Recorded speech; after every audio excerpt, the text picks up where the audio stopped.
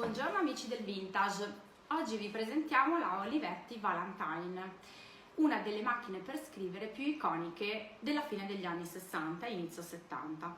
È infatti stata progettata da Ettore Sottsass e Perry A. King nel 1968 e l'importanza del suo design è soprattutto sottolineata dalla presenza nella permanente del MoMA di New York e anche nella permanente della Triennale di Milano.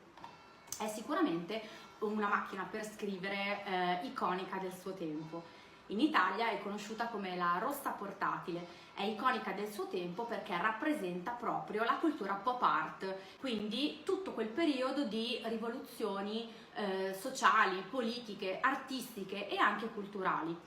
È una macchina da scrivere che è stata creata anche progettata in altri colori, oltre al rosso, che comunque è il suo colore iconico,